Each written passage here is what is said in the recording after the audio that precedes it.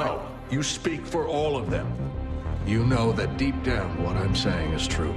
Little is known about the floating head that is Zordon of Eltar. But have you ever wondered what actually went down before the show? I certainly have. And that is why, my fellow Rangers, that I've decided to plunge at the heart of the matter.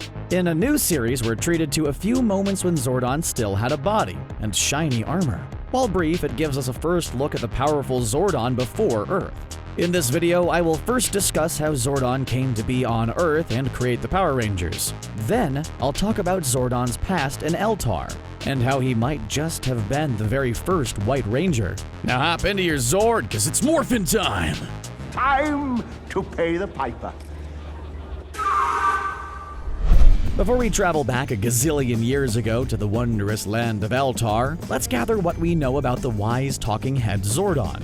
It all began a long time ago in a galaxy far, far away, where the diabolical Rita Repulsa sought to conquer the universe. Being the champion of all that is good in this world, Zordon got his crew together and was like, "Not today, Rita." So, the Repulsa War lasted for about 2,000 forkin' years. Sure, aren't they ever out of ammo? Or Morphin Grid beamy powery laser stuff? Not only did the war last forever and a day, but it raged across different planets. Lord Zed, still looking for his skin, wanted in on the sweet planet-conquering deal. So Rita, generous as she is, was like, "Yeah, sure!" So the evil wicked witch of the moon became Red Skull's cousin's partner, or more like his underling. While Rita was busy making plans to take over Earth up there on the moon, Zordon got to planet Earth and found a few interesting things that would change everything. First, he discovered the 5 legendary power coins and a map to the Desert of Despair. While Zordon didn't find it at the time, the desert is home to the mythical Temple Power, where Ninjor, the creator of the original power coins, lives. And yes, that includes the Green Ranger coin. How Rita got her claws on that coin, the Dragon Dagger, and the Dragon Zord on top of that remains an unsolved mystery. While non-canon with the TV series, the 2017 film has an interesting twist on this one.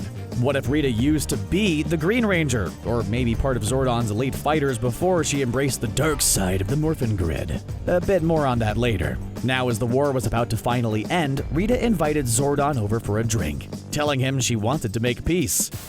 It's a trap!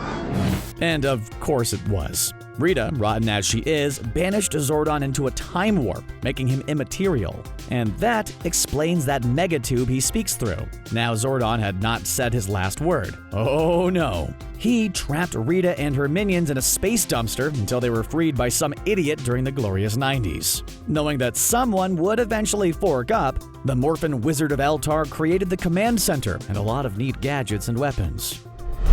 But what actually led to the Repulsa War, and what happened during that timeline? This is what Boom Studios' freshly printed comic book Mighty Morphin promises to answer. As we speak, there is only 1 issue out of 12 available, but number 1 already gives us a glimpse into Zordon's origin story. Boom's website hypes it up in the new series general description. Let me read you the last line. "But even if the Mighty Morphin team can all find a way to survive Zed and their mysterious new enemies, they may discover the greatest threat to their future is the shocking secret of Zordon's past." Shocking? Secret? Zordon's past? I gotta know more. While the new series follows an earlier version of the Power Rangers, it also introduces the Guardians of Eltar. The comic starts in the heat of a battle between the ancient Proto-Rangers team and a group of Hartoonian invading the world of Artavius. The group is made out of 3 Guardians: Zofram, clad in a golden armor, Zardus standing in as the Silver Guardian, and finally the Bronze Guardian.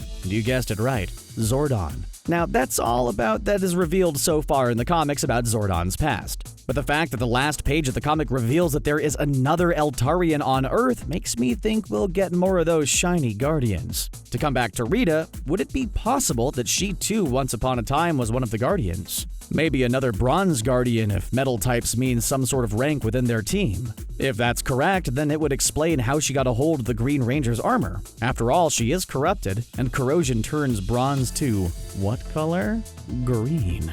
I also have a hunch that the White Ranger's power might come from the Golden Guardian. After all, he was created from the very source of goodness in this world, the white light of good. He was also the first Ranger to sport golden shoulder pads, whether in green or white form. His armor-like costume shares a lot of affinities with the Guardian's armors. Coincidence? I think not. Of course, we'll know a bit more throughout the next 11 issues, but I have a feeling we might just see a more heroic version of Rita pretty soon.